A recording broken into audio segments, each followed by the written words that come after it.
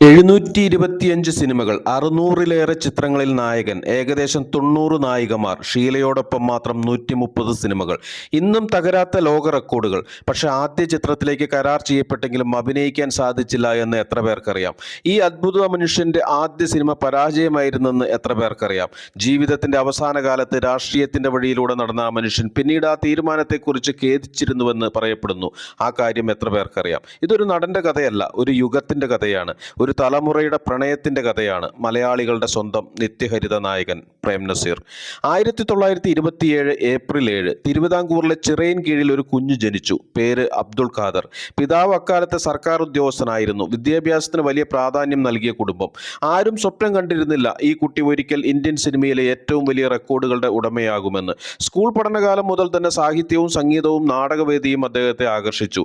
തുടർന്ന് തിരുവനന്തപുരത്തെ സ്കൂൾ വിദ്യാഭ്യാസത്തിനും ആലപ്പുഴ SD കോളേജിലെ വിദ്യാഭ്യാസത്തിന് ശേഷം ചങ്ങനാശ്ശേരി SB കോളേജിൽ പഠനത്തിനായി ചേർന്ന കാലം. ആ കോളേജിലെ നാടക സമിതിയിൽ സജീവ സാന്നിധ്യമായി മാറി അബ്ദുൾ ഖാദർ. കോളേജിലെ തന്നെ അധ്യാപകനായ CA ഷെപ്പേർഡ് സംവിധാനം ചെയ്ത് അവതരിപ്പിച്ച ദ മർച്ചന്റ് ഓഫ് വെനീസ് എന്ന നാടകത്തിലെ ഷൈലോക്കിനെ അവതരിപ്പിച്ചത് അബ്ദുൾ ഖാദർ ആയിരുന്നു. ആ വേഷത്തിന് അദ്ദേഹത്തിന് മികച്ച നടനുള്ള അവാർഡ് ലഭിക്കുകയും കോളേജിൽ വലിയ നടനായി അറിയപ്പെടുകയും ചെയ്തു. അന്ന് അഭിനയം എന്നതൊരു തൊഴിൽ എന്നതിലുപരി ഒരു അഭിനിവേശമായിരുന്നു. വേദിയിൽ കയറുമ്പോൾ കഥാപാത്രമായി ജീവിക്കാൻ അദ്ദേഹത്തിന് ഒരു പ്രത്യേക കഴിവുണ്ടായിരുന്നു. ഈ കഴിവ് ആദ്യം തിരിച്ചറിഞ്ഞത് അദ്ദേഹത്തിന്റെ സുഹൃത്തുക്കളാണ്, ആനൂർ കേശവൻ നായരും വേലപ്പൻ നായരും. ഒരു ദിവസം അവർ അദ്ദേഹത്തോട് പറഞ്ഞു, തിരുവനന്തപുരത്ത് ഡ്രാമാറ്റിക് ബ്യൂറോ നടത്തുന്ന അഭിനയ മത്സരത്തിൽ പങ്കെടുക്കണം. ആദ്യമൊക്കെ അബ്ദുൾ ഖാദർ മടിച്ചു. പക്ഷെ സുഹൃത്തുക്കളുടെ നിർബന്ധം ഒടുവിൽ വിജയിച്ചു. അദ്ദേഹം മത്സരത്തിൽ പങ്കെടുത്തു. ഫലം പ്രഖ്യാപിച്ചപ്പോൾ 1ാം സ്ഥാനം അബ്ദുൾ ഖാദറിന്. ആ ദിവസം അദ്ദേഹത്തെ ഒരു ട്രോഫി മാത്രമല്ല തേടിയെത്തിയത്, വിധി തന്നെ മാറ്റിമറിച്ച ഒരു വാതിൽ തുറക്കുകയായിരുന്നു.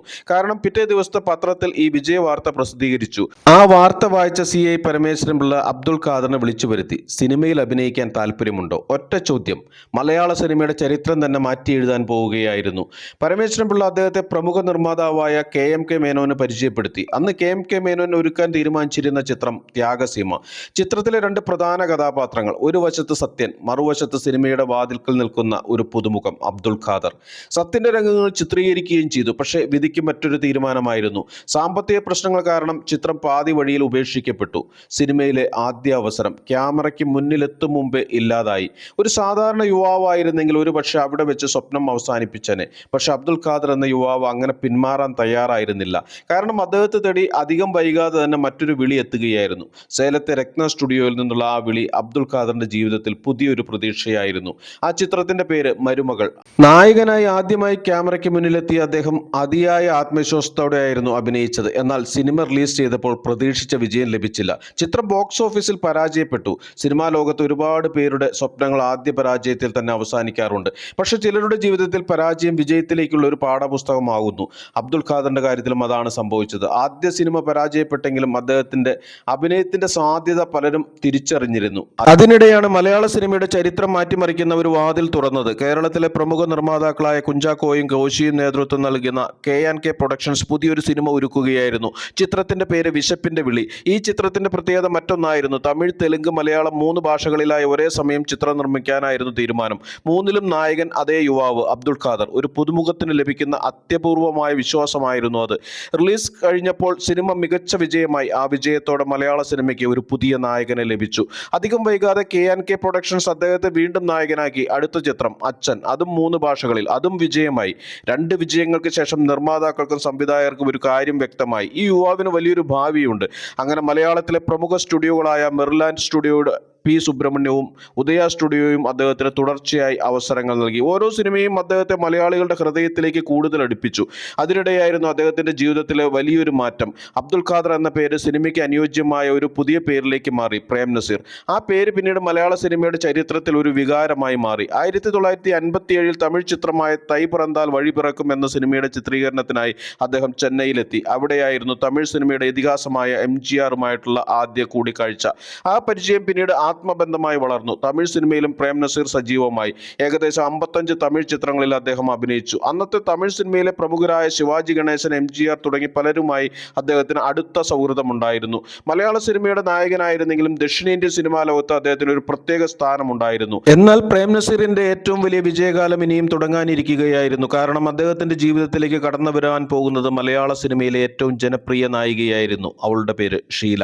ഷീലയും പ്രേം നസീറും ഒന്നിച്ചെത്തിയതോടെ മലയാള സിനിമയിൽ ഒരു അത്ഭുതം സംഭവിച്ചു. അവർ അഭിനയിക്കുകയായിരുന്നില്ല, ജീവിക്കുകയായിരുന്നു. ആ കാലത്ത് ഒരു പുതിയ പ്രേം നസീർ ഷീല ചിത്രം റിലീസ് ചെയ്യുന്നു എന്ന വാർത്ത മാത്രം മതി കേരളത്തിലെ തിയേറ്ററുകൾ ഉത്സവ പറമ്പാകാൻ. കോളേജ് വിദ്യാർത്ഥികൾ, പുതുമണവാളന്മാർ, കുടുംബ പ്രേക്ഷകർ എല്ലാവർക്കും ആ കൂട്ടുകെട്ട് സ്വന്തം ജീവിതത്തിന്റെ ഭാഗമായിരുന്നു. തിരശീലയിൽ അവർ കൈകോർക്കുമ്പോൾ തിയേറ്ററിനുള്ളിൽ കയ്യടികൾ ഉയരുമായിരുന്നു.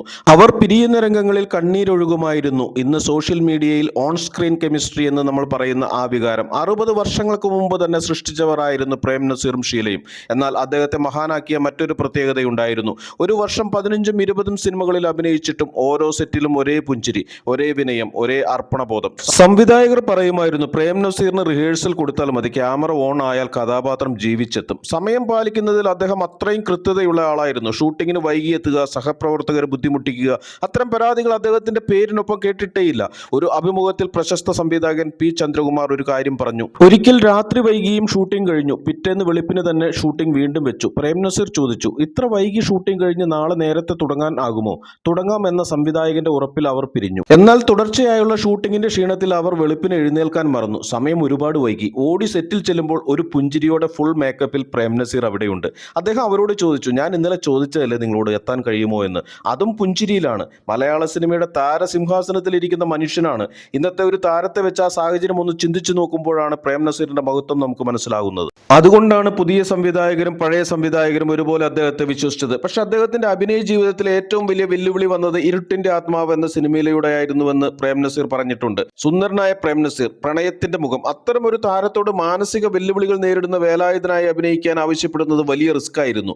പ്രേം നസീർ പലതവണ ഒഴിഞ്ഞു മാറിയതാണ്. എന്നാൽ സംവിധായകൻ P. ഭാസ്കരൻ മാഷിന്റെയും MTയുടെയും നിർബന്ധത്തിന് അദ്ദേഹം വഴങ്ങുകയായിരുന്നു. പിന്നെ നടന്നത് ചരിത്രമാണ്. അദ്ദേഹം വേലായുധനായി അഭിനയിച്ചില്ല, വേലായുധനായി ജീവിച്ചു.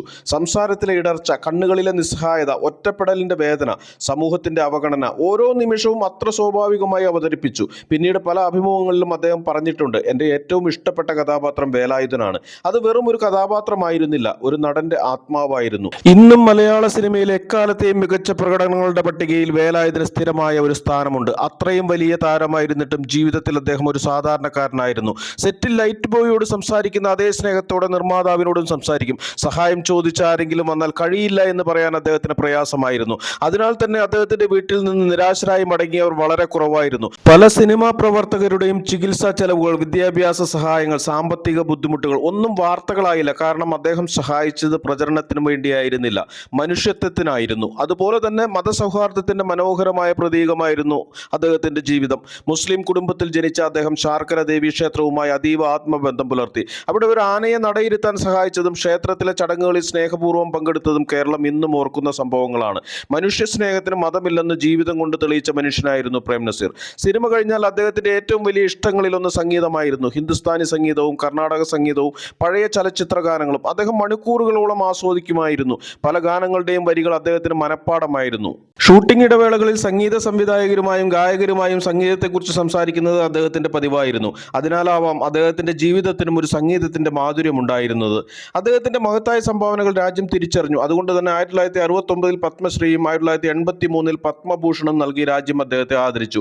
1981 വിട പറയും മുമ്പേ എന്ന ചിത്രത്തിലെ പ്രകടനത്തിന് അദ്ദേഹത്തിന് സ്പെഷ്യൽ ജൂറി അവാർഡും ലഭിച്ചിട്ടുണ്ട്. ഇന്ത്യയിലെ ഏറ്റവും ഉയർന്ന സിവിലിയൻ ബഹുമതികളിൽ ഒന്നായ ഈ പുരസ്കാരങ്ങളും നിരവധി ഫിലിം സംഘടനകളുടെ ലൈഫ് ടൈം അച്ചീവ്മെന്റ് ബഹുമതികളും അദ്ദേഹത്തെ തേടിയെത്തി. എന്നാൽ ഏറ്റവും വലിയ പുരസ്കാരം ഏതായിരുന്നു എന്ന് ചോദിച്ചാൽ അതിനൊരു മറുപടിയേ ഉണ്ടായിരുന്നുള്ളൂ: മലയാളികളുടെ സ്നേഹം. അതായിരുന്നു അദ്ദേഹത്തിന്റെ യഥാർത്ഥ സമ്പത്ത്. കാലം മാറി, നിറമുള്ള സിനിമകൾ വന്നു, പുതിയ നായകന്മാർ വന്നു. ജയനും സുകുമാരനും മമ്മൂട്ടിയും മോഹൻലാലും ഒരു പുതിയ തലമുറ മലയാള സിനിമയെ ഏറ്റെടുത്തു. പക്ഷേ പ്രേം നസീർ ഒരിക്കലും മത്സരിച്ചില്ല. അദ്ദേഹം മാറി. നായകനിൽ നിന്ന് കഥാപാത്രങ്ങളിലേക്ക്. ആ മാറ്റവും അദ്ദേഹം അതേ സൗന്ദര്യത്തോടെ സ്വീകരിച്ചു. 1989 ജനുവരി 16 ആ വാർത്ത കേരളത്തെ കരയിച്ചു. ആയിരക്കണക്കിന് ആളുകളാണ് അദ്ദേഹത്തിന് അവസാനമായി ഒരു നോക്ക് കാണാനെത്തിയത്. അന്ന് കേരളം യാത്രയച്ചത് ഒരു സിനിമാ നടനെയല്ല, ഒരു കുടുംബാംഗത്തെയായിരുന്നു. ഇന്നും ഓരോ തവണ പ്രേം നസീറിന്റെ സിനിമകൾ ടെലിവിഷനിൽ വരുമ്പോൾ ഒരു നിമിഷം നാം പഴയ കേരളത്തിലേക്ക് മടങ്ങിപ്പോകും. കറുപ്പും വെളുപ്പും നിറഞ്ഞ ആ കാലത്തേക്ക്, പ്രണയം നിഷ്കളങ്കമായിരുന്ന ആ കാലത്തേക്ക്, നായകൻ മാന്യതയുടെ പ്രതീകമായിരുന്ന ആ കാലത്തേക്ക്. അതുകൊണ്ടാണ് റെക്കോർഡുകൾ തകരാമെങ്കിലും പ്രേം നസീർ എന്ന മനുഷ്യനെ തകർക്കാൻ കാലത്തിനും കഴിഞ്ഞിട്ടില്ല. കാരണം ചില മനുഷ്യർ ജീവിക്കുന്നത് വർഷങ്ങളിലല്ല, തലമുറകളിലാണ്. ആ തലമുറകളുടെ നിത്യഹരിത നായകനായിരുന്നു പ്രേം നസീർ.